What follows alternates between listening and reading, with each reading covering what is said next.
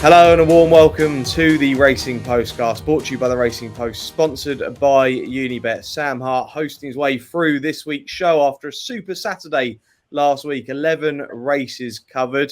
We've only got a smaller show this week, 7 races to get through, and a dual purpose show this week with Market Rasen, a Unibet sponsored card at Market Rasen, where we've got 3 races and some Group 3 and listed action from Newbury as well in part 2 of our show. But who's here to preview the action alongside me? We've got Jonny, Pearson and Robbie Wilders from the Racing Post. And guess what? The super sub is back. No Ed Nicholson this week, but Brett Williams steps in. Brett, how are you? I'm very well, thank you. It's good to be returning to that. I know how many viewers this show gets, and just talking to Ed Nicholson a couple of days ago, and I think he's going to be a hard act to follow, because didn't he pick 5 winners last week, apparently?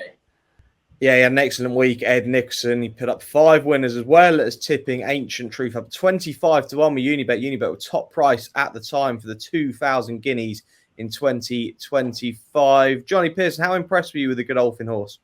Well, it was very impressed. The way he finished up the hill at the end, just going past everything seemingly quite easily. It's hard not to be taken by. But looking forward to 2,000 guineas next year. Yeah. I'd be steering well clear of that market for the time being. There's still many we haven't seen, as well as how many that have run already that have been impressive. The likes of was it Whistle something or other for Aidan O'Brien? Whistle Jacket, yeah. There have been plenty of horses. So yeah, I'd be steering clear of that for now.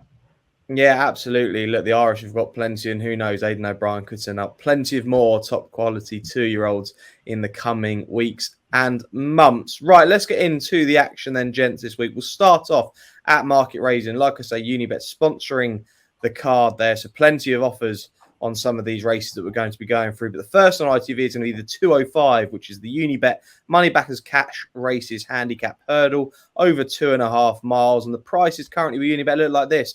Piffo is 100 to 30. Clara Rose is 11 to 2. Belvedere Blast 13 to 2. Happy Boy is 8 to 1. Faithful Flyer 17 to 2. Nayati and Flying Fortune 9 to 1. And looking at double figures and bigger about the rest of the field. And I'll come to you first, Brett. Like I say, Unibet sponsored card at Market Rasen. Excellent to be sponsoring this summer jumps card. What have we got in this race?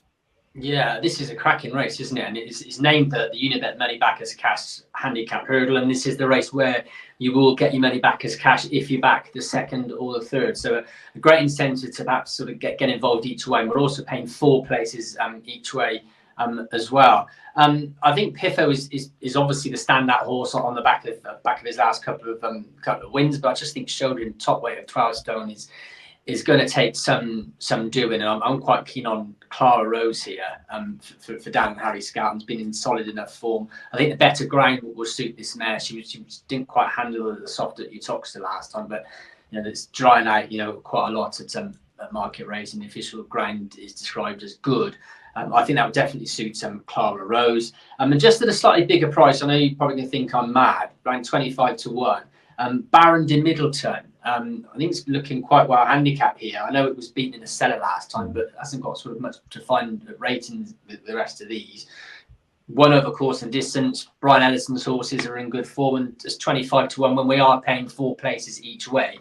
I can definitely see Baron de Middleton running well. And for those of you that want to know what has been battered that I've not backed, Flying Fortune, a lot of money for this one, trained by Peter Bowen, now into 10 to 1 from 14s. Yeah, I can see the Bowens having a very good day at Market Rasen. Actually, they've got a big run out in the Summer Plate coming up later on. Robbie Wilders, who did you like in the 205? Yeah, mate. I actually thought Flying Fortune was still value at 10 to 1, to be honest. I'm a sucker for a good pedigree. This mare is out of a Lancashire Oaks winner and an Aintree Mare's Bumper winner. So that's a Grade 2 and a Group 2. Very lightly raced by Soldier of Fortune. She's been second on her last 2 runs. The second one was behind a mare called Gail Marler, who is winning 4 on the spin there. I think that's good form. She was nicely clear of the third that day. It was only a novice hurdle, but the handicap has not raised her. And she's only 5. The Bowens have a good record at Market Rasen, so I think that's 10 to 1 about her each way. Is a very nice price. Yeah, and Brett's mentioned already that this horse has been well supported. Jonny Pearson, you're the last one to finish off in the first race of the show. I'm with Robbie on this one. I like Flying Fortune as well. As has been mentioned, the Bowens, it's a meeting they like to send runners to, especially for the Summer Plate. And yeah, the last 2 runs have been pretty solid second places. Only They're only 2 runs so far this year, and the last one's probably put her cherry ripe for this race here, and I think she could run a very big race. Okay, there we go. So plenty of following for this horse of Peter and Michael Bowen. Flying Fortune, certainly the one to be, with around 9-1. Extra place available with Unibet as well on that 205. The 240 is the Unibet Daily Industry Best Prices Summer Handicap Hurdle. Just over 2 miles here, which is Black Poppy and Manuelito as the joint favourites at 13-2. Fringle Dyke 7-1. Maxell 17-2. Kievar is 9-1. Mostly Sunny 9-1. Double figures and bigger. About the rest, Robbie Wilders, to you first on this one here. Look, it couldn't get more open than this. 13-2 the field. Plenty open. I think Manuelito would be interested me much more on soft ground. By Cracksman, the dam was a lot like soft ground as well. Quite interesting. She ran really well on the flat last time. Got a terrible run through at Carlisle behind a well handicapped Irish winner. But I think Black Poppy's the right favourite, and you sort of still get an each way price because it's so competitive. Yeah, Kerry Lee, this is only a second, obviously a great placer of a horse. It's only a second runner at Market Rasen in the last 5 years. When she books Sand Twist and Davis, they're showing a very good return together. They're 8th from 23 over the last 5 years, plus 27 quid level stakes profit of all time.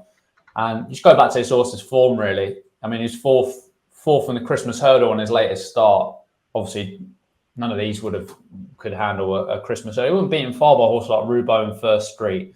And that was despite the fact that he reportedly bled from the nose. I mean, that's obviously a red flag, but he's been off 207 days. Lee can ready one first time out. And it's a really good pot. I imagine he's been aimed at it for a while. I mean, if he wins this, he'll pick up more money than Rubo did for finishing second in the Christmas Hurdle. So I think there's a lot to like about Black Poppy. And I mean, even if you go back 2 starts ago, he was trying to give a stone to our champ, who was running off 117 at Cheltenham. That horse is rated £15 higher. I think he's still on a good mark, 130. And I mean, as long as you know that he's over that bleeding, I think he's got a cracking each way chance. Yeah, this is going to be a lot easier than facing the likes of Constitution Hill, Rubo and First Street, isn't it? But Black Poppy 13-2, a really good price. And I'm sure we're going to get extra places as well as a brand new offer. Ed did mention it last week, Brett, about the best industry pricing races. Tell us a bit more about that. Yeah, so you can basically choose which race you'd like to get the best industry price, or obviously your selection in that race. So it's a new offer. All details, of course, available on our website, unibet.co.uk. And you are correct, Sam. We are paying an extra place each way in this, so 5 places each way in this. This is a corker. I mean, just to echo what Robbie said, really, about Black Poppy. I mean, undoubtedly, he's the best horse in the race. This is a significant drop down in grade from the Christmas Hurdle. And again, Kerry Lee, she does get them ready first time out, but perhaps in a race against sort of horses that are fit and have been running throughout the summer, just could perhaps be vulnerable. And not that you're not going to get a short price with Black Poppy, because you said sort of 13-2, 7-1 is a decent each way shot anyway. But I just think that Mostly Sunny could be the one to side with here. A good run behind the reopposing Maxell last time. There's no real reason at the weights, in fact, why he should reverse form. I just think the step up in trip will suit him a little bit more than it will the Riley runner. And it's sort of well priced there at around 8-1. You know, it was winning races off sort of 78 and 80 on the flat. So, it was a smart sort on the level, and has been running well in 4-runs over hurdles for Dan Scout and second first.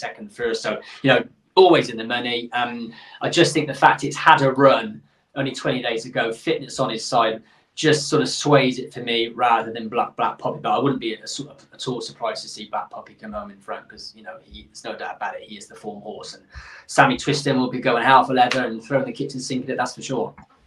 There we go. Yeah, I completely agree there. I mean, Jonny Pearson, I was looking through this race trying to find some value at bigger prices, but I was kind of siding just towards the top of the market. But as Robbie and Brett have both said, there is plenty of value at the top of that market. Yeah, and hopefully we're going to find some of that value for you here. I mean, Black Poppy, okay, obviously best horse, the right favourite, but having been off 7, for all Kerry Lee can get on ready first time, and being off 7 months and bled last time, it's not a horse I'd really wanted to back myself, and I'd, help if the horse goes and wins, fair enough. But I'm happy to watch that happen. But the one, if you've been reading the Racing Post this week, you'd have seen a piece about horses that some of us have keep backing, even though they end up not winning. The likes of Al Bashir, which we would have seen at Ascot last weekend, as unlucky as you can get. And one I'm going to back again is All the Glory for John Joe O'Neill. Obviously, very impressive at Newbury when winning in March, albeit over further. That day, she looked to have so much in hand. She then fell at the third, and next time a Haydock couldn't give any showing. And then, disappointing last time out. But I'm willing to forgive that run. And I think, based on Newbury run, I think there's still plenty more there. She's been dropped a pound for the last 2 runs, which is understandable. But I think there's so much more there. I think she should be able to give a good running. And with the extra places and the sort of 20-1, I think it's worth an each way shout. Okay, all the glory, yeah. Course and distance winner there, around 20-1 for the 240 at Market Rasen. Very handy with those extra places. Right, let's move on to a race we'll definitely be getting extra place in, which is the 3:15 at Market Rasen, the 2 mile, 5.5 furlong Unibet Summer Plate Handicap Chase. This is Mole Court as the 6-1 favourite. Statrolio is 15-2 for the Bowen Yard. Boomborn is 8-1. Soul Icon 17-2. Sure Touch 9-1. Frankie de Burle, another one for the Bowen Yard, 9-1. Al Zarakan 10-1. And looking at bigger about the rest of the field in here. Jonny Pearson, I'm going to come to you first. I really like Frankie de Burle in here, which is potentially the second choice of the Peter and Michael Bowen stable. They've obviously got the 2 in there with James riding Frankie de Burle and Sean riding Stature Rio. Who do you like in this? Well, I mean, Frankie de Burle won the race in 21 and 22, so it's an obvious pick to go for from that sense. Clearly goes well over the course and distance. I thought it looked a pretty tricky race, to be honest, and you can make cases for quite a few of those. But I'm going to go with the John Joe O'Neill team again and go with Prince Aeschylus at, near enough, completely outside of the market. It didn't run badly last time, and we're having his 3rd run since Windop, and if handling a step up in trip, I think it's far too big a price based on some of the form there. Look at that Cheltenham run back in December, which Madara beaten a fair way. The November one with Triple Trade, Calico coming in second, Guy in there, Madara in there finishing 6th. He obviously went over and won impressively in Ireland in February at the Dublin Racing Festival. That form looks as solid as anything in here, and I think 25-1 is a very big price. It's a big if the horse turns up and gives his running, but I think it's one I'm willing to take a chance on again. Okay, there we go. Big prizes from Jonny Pearson this week. And Prince Aeschylus, John Joe O'Neill at stable, 25-1, a massive prize. And Brett Williams, he's definitely going to be getting an extra place in the Unibet Summer Plate, isn't he? Yeah, 5 places each way in this, and it's a corker, isn't it? I think whether you like it or not this time of year, I think the good thing is we're going to get good ground, so it's not going to be run on a rock hard surface. It's not going to be run on a heavy, so it's going to be just a nice proper Unibet summer jumping handicap. Frankie de Burle obviously very well handicaps. Won it 2 years previously. I think it's about £8 lower than when he last won it. Peter Bowen's got a cracking record in it. He's won it 8 times. And even look at the stats. First run in 1995, there have actually been 2 11-year-olds win it. So that does bode reasonably well if you're a fan of Frankie de Burle. I was quite keen on Sure Touch, who's racked a bit of a sequence, been in good form for Ollie Murphy. Of course, hasn't been seen since April. So arrives here quite fresh. That's not a concern for me, and Ollie can get them fit. I suppose the only sort of question mark about that would be the fact that Sean Bowen, I know he's obviously going to ride for his dad, but he's stable jockey to Ollie Murphy, so he clearly feels he's got a stronger hand with the well handicapped Frankie de Burle. Sorry, the other horse Statuary, who has been well backed as well. And La Dominelle has also been supported as well. A bit of support for that one, who's £4 lower than when running down the field last year. Kevin Broken comes in for the ride, and it is absolute corker. I've done a load of homework on Hang In There yesterday, and then was a bit annoyed that it wasn't declared this morning. So I've never a quick look at the form. As I said, I like Sure Touch. I've not got a real strong opinion on it as to who I think will win. As I said, it's wide open, but it's surely going to be a crackerjack of a race, and looking forward to it. Yeah, Sure Touch. Harry Cobden aboard. I was actually watching Harry Cobden on this morning. Last year as well. I was watching Harry Cobden this morning on This Morning promoting Champions Full Gallop, which you can catch on ITV 1 at 9 p.m. on Friday evening. Yeah, he was on the sofa talking to Dermot O'Leary and Alison Hammond. So it was a good promo for the racing industry. But looking forward to seeing how that comes out on Friday night. Robbie Wilders, you're the last one to give us a view on this race. Yeah, I mean, it's a lot of punters are going to like Frankie de Burle because he's obviously won it twice in a row. He's going for the hat trick, but he is 11 years old. I know he arrives in reasonable form, but I don't know. I just thought his stablemate Statuaro was a bit more interesting. I like horses that run quick times, and this horse has got the track record at Perth over 3 miles and 2.5 miles. The 3 mile one was on his last. The 3 mile one was on his last start when he beat Hang In There. Hang In There's come out and won that Summer Cup. He Toxter in good style. He was quite well fancied for this. Obviously, Brett spent some time looking him up. But Statuaro, yeah, he's run a couple of good races at Market Rasen in the past. He was third to Frankie de Burle in this couple of years ago when he was much less experienced and operating at a lower level. So I think he's in the form of his life. As a 9-year-old, he's going to get his ground. Intermediate trip, absolutely spot on. And I mean the fact that Sean Bowen's riding him over the Ollie Murphy horse is quite exciting as well. Yeah, I think I'm going to have to Dutch the 2 Bowen horses in this race, to be honest. I think they're both going to run massive races. So there we go. That is the Unibet Market Rasen card covered on ITV. Let us know in the comments who you fancy on the card there at Market Rasen. Shortly after this, though, we'll be looking at 4 races from Newbury. Get 50% off your first 3 months in the Racing Post Members Club. As a member, you get access to the digital newspaper exclusively available to members the night before. You'll get daily tips on the likes of Pricewise Tom Siegel, Robbie Wilders and Paul Keeley. Enjoy award-winning journalism from the industry's best writers and watch replays from all British and Irish racing now available within the Racing Post app. Subscribe today and get 50% off your first 3 months membership. Welcome back to this week's Racing Postcast, brought to you by the Racing Post, sponsored by Unibet. You've still got Sam Hart, Jonny Pearson, Robbie Wilders and Unibet's Brett Williams taking you through the weekend action. We're off to Newbury now, back onto the flat for 4 races there. The 150 is where we start in the 1 mile or 2 furlong Steventon Stakes. We've only got 5 runners and 2 of them are Shadwell horses at the top of the market. Alyanaabi is the odds-on favourite at 4-6. Al Aasy is 100-30. Savvy Victory 8-1. Phantom Flight 10-1. And Sons and Lovers is 11-1. Robbie Wilders, Al Aasy has won 6 races at listed level or higher, but you've now got the newcomer in Alyanaabi, who do you think is the next kind of like listed Group 3 horse for Shadwell, or do you think this horse is potentially a Group 1 horse? I don't know, he could be, yeah. I mean, he's been running in top races, hasn't he? Not much wrong with the St James's Palace run last time. Didn't know if he was a definite to improve for mile 2. He's by 2 down hot. I mean, a well-run mile could be his trip, and this could get a bit tactical. There's only 5 runners. I can only see one potential pace angle, and that's Phantom Flight, who's in a first-time hood on his first run for George Scott and seasonal debut. He's not been sitting in about a year. So I just thought it was just I was surprised it cut up this much. I was quite sweet with McDuff at the start of the week. He's not running. Trying to find one to take Alyanaabi on with is kind of difficult. I just think he's got the most class of these. I mean, with the exception of Al Aasy, but he's returning from a layoff and he was awful when he returned last season, so I couldn't really fancy him. So, I mean, a lot of it's going to depend on how quick Phantom Flight goes, because a few of these might take a bit of a grip. And it's quite an unsatisfactory turnout for me, and by default, I'll go for Alyanaabi because I think he's the best horse.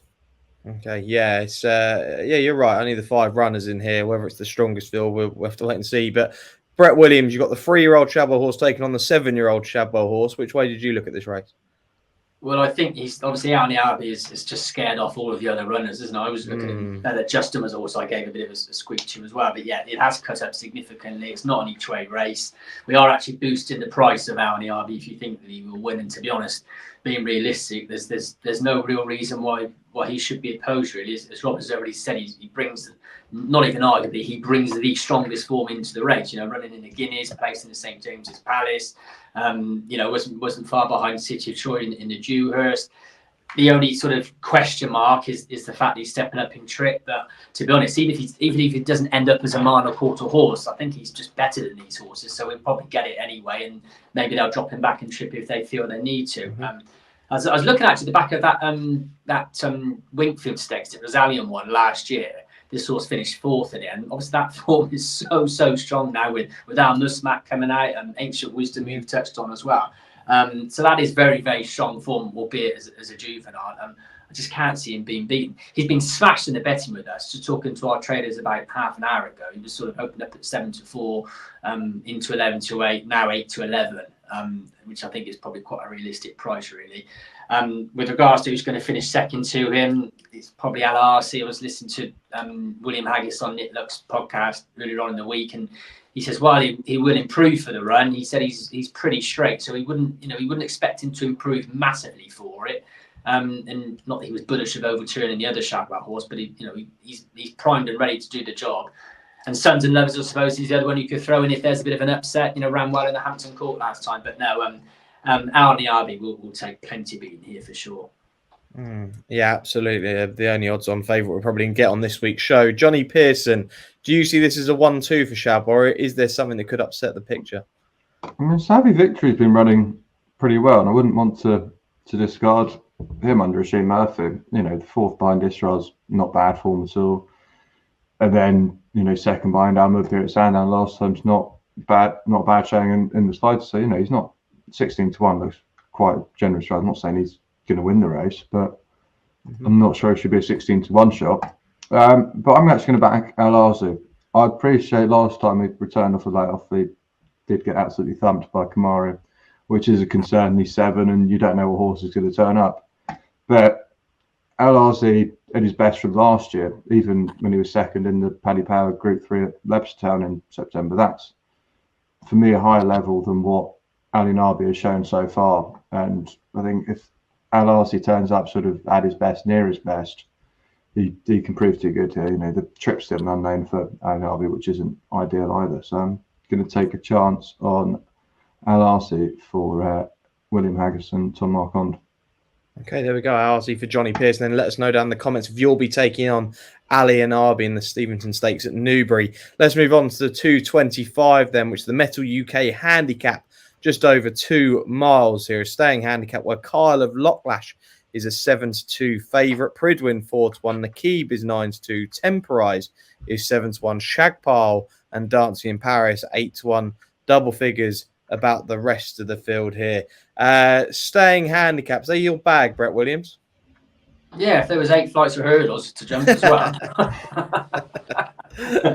We are price boosting the favourite here, that Kyle of Locklash. Actually, that was a good run in the Ascot Stakes last time, wasn't it? Stepping back down in trip today or on Saturday, I don't think will pose any sort of problems. If anything, will probably be even better for it as a proper outright 2 mile horse. I like though, probably letting my heart run ahead a little bit. Dancing in Paris. Trained by Ian Williams, whose horses are absolutely flying at the minute. I actually rode him Dancing in Paris yesterday. Lovely, big, strong horse by Olympic Glory, who, funny enough, actually doesn't really like soft ground, unlike his sire. He's stepping up in trip, which I think can only bring out more improvement for him. He won over 1.5 miles at Ascot last week.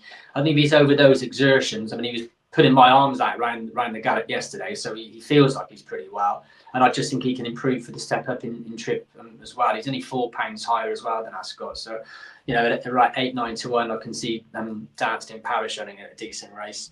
And one other to throw into the mix, Sleeping Lion, who I thought was a bit unlucky in the Queen's Prize last time. Hasn't been seen since then, but again, is an out-and-out 2-miler on the flat. And I think can go well as well. But no, fingers and toes crossed, Dancing in Paris can run a nice race. Yeah, Dancing in Paris right at the top of my shortlist for this week in terms of nap material. Dancing in Paris, really like this horse, and Brett Williams giving this horse a ride has given me even more confidence. Jonny Pearson, to you then, who do you like in this 225? I opened up this race card, had a look through it, and decided that I didn't want to have a bet on any one of these horses in this race. It's not that it's a bad race. It's just I can make a case for a few of them, and I'd rather sit it out and watch what happens than, sort of chase something that's I'm not 100% sure on. No, absolutely fine. I say there's plenty of racing on ITV and plenty of racing this weekend. You don't have to have a bet in every race. The MO at the Racing Post and Unibet is only bets with money you can afford to lose. So do gamble responsibly. Robbie Wilders, a handicap like this, you might like something in here. Yeah, certainly, mate. Now, wrong with not having a bet, Jonny boy. Oh yeah, it's interesting. You've ridden Dancing in Paris. I was looking at him anti-pole. I wasn't sure if he was going to turn up because he's obviously only running a week after he ran at Ascot. But that Ascot form's very decent form. So if he is over it, he's got a massive chance. But Kyle of Locklash was my anti-post bet. I'll stick to him. Just think this horse is improving very quickly. He's very versatile. I mean, on his last 2 starts, he's absolutely hacked up at Salisbury on soft ground over a mile 6. And then he's not been found out for stamina in the Ascot Stakes, 2 more 4 fast ground. This is sort of in-between test. It says good soft at the moment. It's going to quicken up, though, I'd imagine. 2 miles. I think he's still got a bit up his sleeve from the handicapper. And I think this is, well, certainly a weaker race than the Ascot race, at least. So with Holly Doyle up, I think he is by far the most likely winner, the Kyle. Okay, yeah, Brett, it looked like you were going to step in and question Mr. Wilders then. I was just going to say, Please. with regards to Dance in Paris, Ian had one for the gutter and the Grand Vizier at both ends. Yeah, wow. He did. So I think it's quite significant because we were talking to him in the week and he said, not sure where we're going to go, what we're going to do. So the fact he's just running Dance in Paris, I think could be a bit of a tip in itself.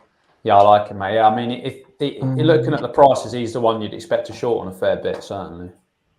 Okay, there we go. So yeah, Danced in Paris. There is a little bit of confidence behind this horse. Let's move on to the 3 o'clock then, which is the Hackwood Stakes over 6 furlongs, a Group 3 contest. I really like the look of this race. Regional is currently 11-4 favourite of Unibet. Elite Status 3-1. Lake Forest is 4-1. James's Delight 8-1. Diligent Harry 17-2. Then we're looking at 12-1 Comanche Falls and Kind of Blue and 14-1. But the regional was the best of the British in the King Charles III Stakes, just behind Asfura, Royal Ascot. Elite Status, who looked sensational here last time. Lake Forest, I'll speak to what Robbie Wilders about in a bit because he was saying there's the big eye catcher from the Commonwealth Cup. But I'll start with Jonny Pearson, who didn't have a bet in the last race. Who does he fancy in this one? I'm really keen on Elite Status here. He looked a potential superstar early in his 2-year-old career before sort of disappointing a little. But, he's been given time off over the winter and he looked better than ever when beating Relief Rally on reappearance last time, who, of course, won the Super Sprint last year. And the form's working out fairly well. With a day in Devon, finished 3rd that day. He's gone and won a listed race since and 2nd in a Group 3 last weekend. And it's no surprise that he's improved. He looks quite a big, strong horse. He actually doesn't look like he was built to be that good a 2-year-old. And he looks like he should have developed into a 3-year-old. And I'm pretty sure that's happened. I think he could be very, very good and should win here. Yeah, no, I really like Elite Status in here. But the interesting one definitely is Lake Forest, who was the big eye catch from the Commonwealth Cup, Robbie. I remember we both kind of pointed to him on a screen as they crossed the line and went, there's your eye catch from the Commonwealth Cup. What did we make of this race?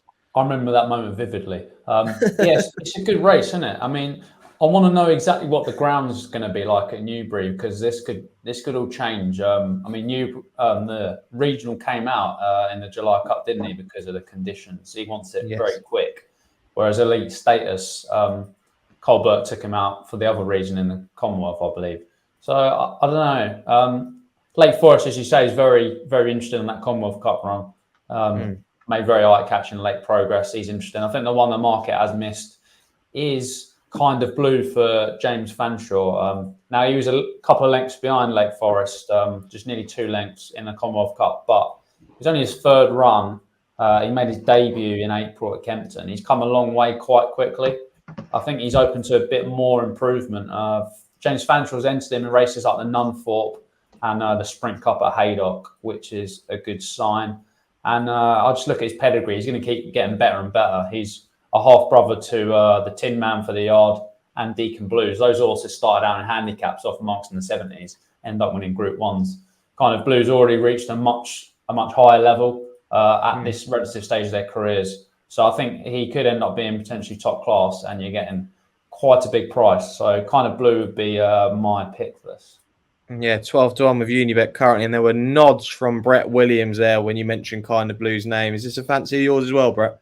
Yeah, I mean, to come from that Class 5 novice at Doncaster to finishing 4th in a Grade 1 Commonwealth Cup is a massive step up, and he sort of handled it with aplomb, really. No, I think he's obviously improving at around 14-1, massive price, and you can obviously back him each way with the 10 runners in the race. I really do like him. Whether he's quite good enough to win at this stage in his career, I'm not convinced, but he's definitely going to run a decent race for sure. I'd like to see him go well. Elite Status for me is, I can't see any real reason to oppose him, to be honest. That was a good win in the Carnarvon Stakes last time. Obviously couldn't run in the Commonwealth Cup, not to join. He actually got to Ascot, didn't he? couldn't even run. No, So that was disappointing for him. And we are super boosting all of the runners in that race as well. So you are going to get some generous odds with Unibet. Again, talking to our traders, there was a lot of support for regional. We opened up around 3-1, clipped into 11-4, then went into 9-4.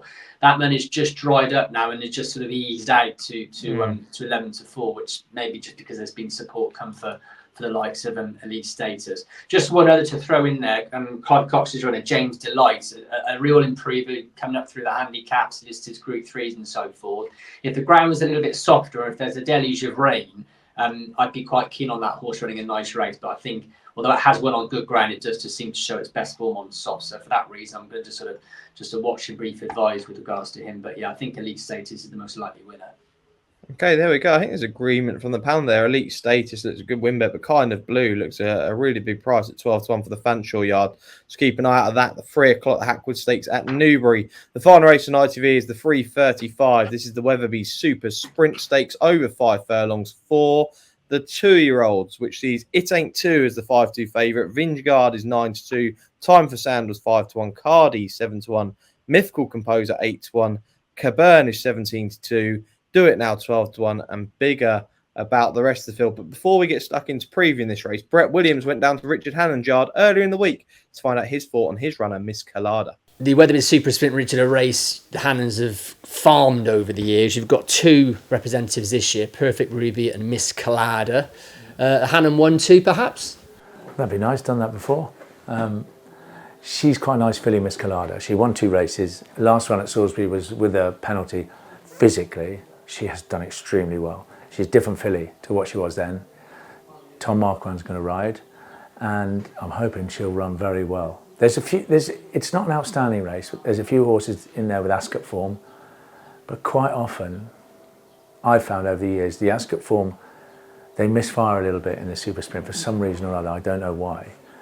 So this filly we've targeted this from a fair while back. She comes into the race fresh and in great form, very happy with them. Perfect Ruby, we're just trying to get a bit of money and hopefully she'll run into some of it.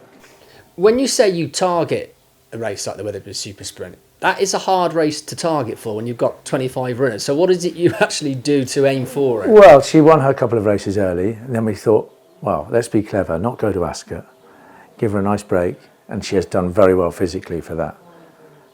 And she gets in there with 8 stone 9, and it's a chance for a, not overly expensive filly to run for a lot of prize money. So play the sensible game and do that rather than thinking Ascot or listed races, and it's time for all of that. But if we go there giving ourselves the best possible chance, a lot of the 2-year-olds come the Super Sprint are already starting to do that, and this filly is not. She is definitely doing, I'm not sure how steep yet, but she'll definitely show a lot more than she has done so far this year, and she's already shown plenty. So what sort of horse do you feel you need? Do you need one that's just had, 1-2 runs and that's still improvement, you need a bit of experience as well? Fast one, yeah. One that hasn't cost too much. 5 furlongs, they go light. They go very quick in the Super Sprint, and quite often, so a lot of it is cheap speed and they stop dead. But if you can just hang in there and you have a bit of class, you have a great chance of running through a lot of them and getting some good money. Or all the money, if you like, I hope. So there we go then. Confidence around Miss Colada. A race that the Hannons, Richard Hannon Sr. did really well in, and Richard Hannon looking to do the same. Miss Colada, Tom Marquand taking the ride around 14-1 with Unibet. Brett, it's probably good to head down to Richard Hannon's ahead of obviously this weekend, but also Goodwood upcoming. There was probably plenty of content from Unibet's point of view.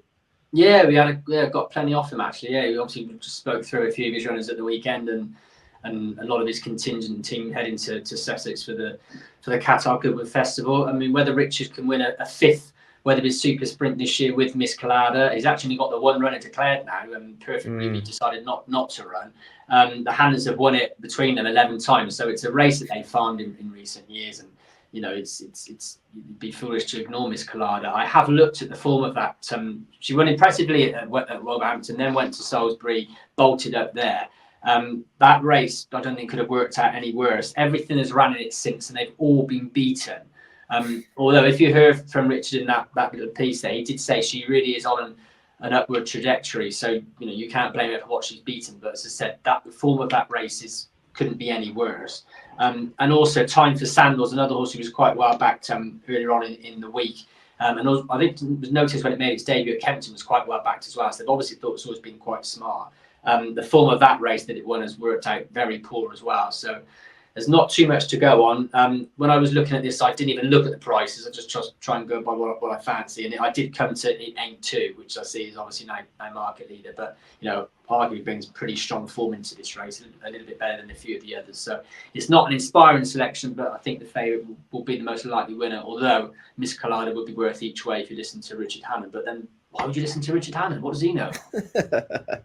Yeah, 8-2 then. One of the more experienced 2-year-old, one of the most experienced 2-year-olds in the field, topping the market at 5-2 with Unibet for Brett Williams. Robbie, it's not easy at Weatherbys Super Sprint Stakes when you've got some horses who've run 5 times, some horses have just had the one run.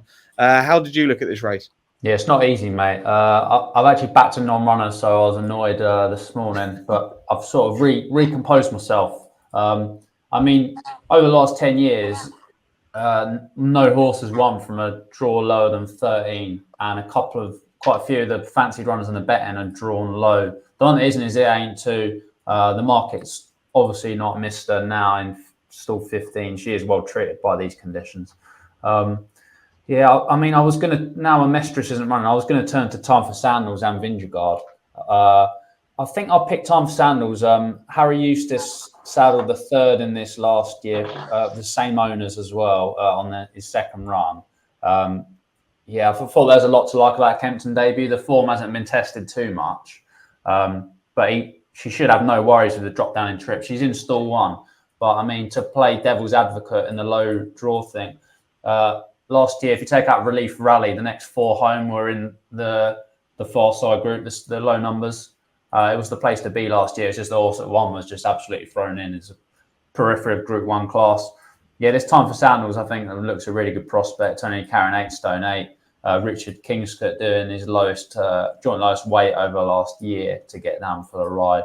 I think he's going to get held up and then try and weave her way through.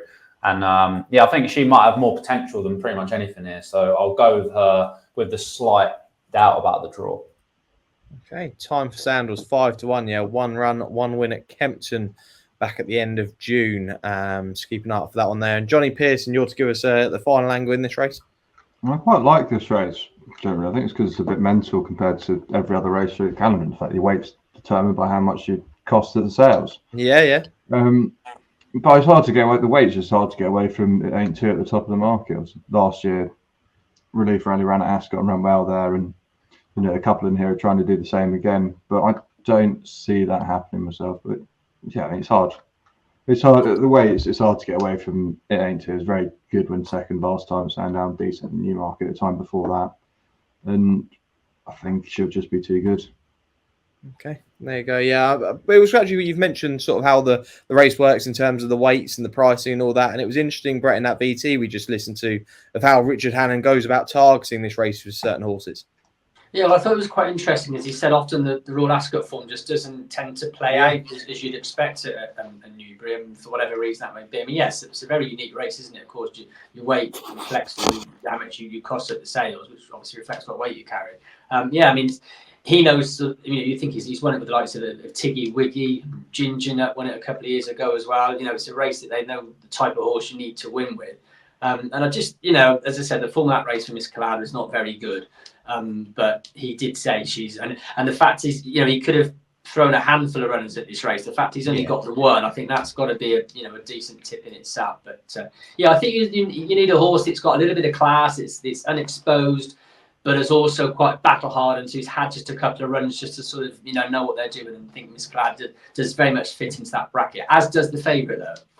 Mm-hmm. Absolutely. So there we go. There's the thoughts on the Weatherbys Super Sprint at 3:35 at Newbury. And that's it for the ITV races. Like I say, get those comments in down below of who you fancy this weekend. But shortly after this, we're going to be giving our other bets elsewhere, as well as our weekend naps.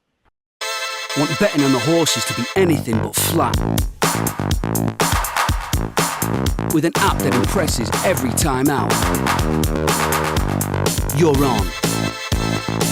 Want to watch live streaming of races in the UK, Ireland and around the globe? And get a chance to win even bigger with 3 Uniboosts every day on any horses you want. Unibet, you're on. Welcome back to the final part of this week's Racing Postcast. Like I say, brought to you by the Racing Post, sponsored by Unibet. Sam Hart, Jonny Pearson, Robbie Wilders and Brett Williams. Now giving our other bets this weekend away from the ITV cameras. Jonny Pearson, I'll come to you because it's not just a big weekend in the UK, but also over in Ireland with the Irish Oaks taking place. Yeah, and I think the market's probably got it right with Content being favourite for Aidan O'Brien. You know, that third behind Blue Stocking last time in the British Poly Stakes is what looks to be pretty solid form of them in the Upjohn in second. But I think, and Loke Delilah's for Willie Mullins, there's been a lot of chat about her, and she looked mightily impressive when winning a maiden last time, and she could be very, very good. But, you know, the market's not missed her at all. I think the one that looks massively overpriced to me is Purple Lily for Paddy Toomey. You know, beating just half the length behind Azalea back in April. He obviously went and romped home in the Epsom Oaks. Okay, she's a little disappointing in the Irish Guineas, but there's no pacer on that day. Going back up in trip's going to suit her, and I think 20 to 1's a massive price and a good each way bet there. And then in the 4:15, you've got the Coma International Cup over a mile 6, and Tower of London looks a pretty solid bet there. And I think he should be too good for the rest of them. But, you know, Vauban's in there, which could be interesting. Obviously, not having to run over 2.5 miles this time, which should bring more improvement to him, potentially.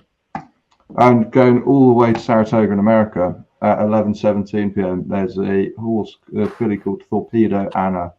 He looks very, very good. I imagine she'll be quite a short/long odds on price, but I think she, you know, depending on the price, she could be a very good bet. Listen up, mate. No one wants to be back in odds on shots at 11:30 on a Saturday night. Time Right. Yeah, Robbie Wilders, what have you got for us in the Irish Oaks and also what have I got for Saratoga? you? Just for one thing to know about the cover is there's an awful lot of rain forecast that could change the dynamic a bit. I think Tower of London's very much a quick ground horse. I mean, I do like him. Like him a lot. What he did in Maidan, a couple of starts, but he's beat Giavolotto twice this year already. I think he's a very good horse still. He was just very bad at York. But now with the weather the way it's looking, they quite like You Got To Me at the start of the week. She's still around 25 to 1. She's quite closely matched with Port Fairy on that Ribblesdale. I thought she ran a massive race in the Ribblesdale, considering how fiercely keen she pulled. She was about 10 minutes clear at one point and didn't give up once she was headed. She's interesting, but I think she might want to sound the surface. I think War Chimes has a better shot than odds of around 9 to 1 suggest. Now, she was third in the Oaks to Azalea, had quite a wide trip that day. That was her first run over at mile 4. She's bred to be better over that trip. Got loads of form on soft, heavy ground for Devon Menizio, who's been hitting the crossbar in all these classics this season. Definitely going to stay. Should be more to come. And I would worry now Ryan Moore's riding Content. She was eye-catching the Pretty Polly, but I mean, her stamina over a mile 4 on soft, I'd have to raise a doubt or two about that. She's very speedy on the dam side as well. Mecca's Angel's a mother, the Numforth winner. So I don't know. I think Content's probably the best horse in the race, but would she be ideally suited if this turns into a bog? I'm not sure. I think War Chimes would, so she'll do for me. Okay, there we go. A nice view of the Irish Oaks from Robbie Wilders. Brett, I'll just come to you for a reminder of all the Unibet offers this weekend. Yeah, so obviously go onto the website to get the latest offers. But if you have the bet in the 5 past 2 at Market Rasen and you back the second or third, you're going to get your money back as cash in that race. And we're also paying 4 places. So money back and 4 places in the 5 past 2 at Market Rasen. You're going to get the best industry price and 5 places each way in the 240 at Market Rasen. And if you fancy having a bet in the 3:15, the official feature of the day, the Unibet Summer Plate, we are paying 5 places each way in that. 4 places each way in the Weatherbys Super Sprint. And if you fancy Alyanaabi in that Steventon Stakes, you will get the price boost with that horse as well. So lots of incentives to get involved with the race. And wherever you are punting, of course, as we always say, gamble responsibly. Absolutely, yeah. But do head over to unibet.co.uk for all of the offers there and terms and conditions on the website there. Right, gents, it's nap time. Best bets for the weekend ahead. I'm going to kick things off because I feel like Robbie Wilders and I will conflict races potentially. But I'm going to go in the 225 at Newbury. And I'm going to go with Dancing in Paris. Brett's already made a really good case for this horse. Won really well at Ascot last time. I think the step up and trips are really going to suit this horse. I can see this horse being a real out and out 2-miler in time. And if getting over that kind of run last week at Ascot, I think this horse has a massive chance and is a really big price at 9-1 with Unibet and the 225 at Newbury. Jonny Pearson, to you, who's the best bet this weekend? It's elite status in the 3 o'clock at Newbury. As I said earlier, I think he will just be too good for the rest of it. Yeah, another one the panel are quite keen on. Brett Williams, your best bet this weekend?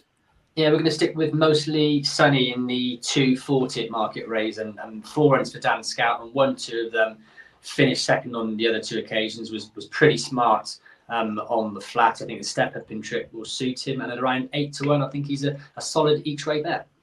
Okay, there we go. And Robbie Wilders, my next best would have been in the summer plate at Market Rasen. I'm kind of thinking you might go there. Nah, I think there's quite a lot of potential winners in that.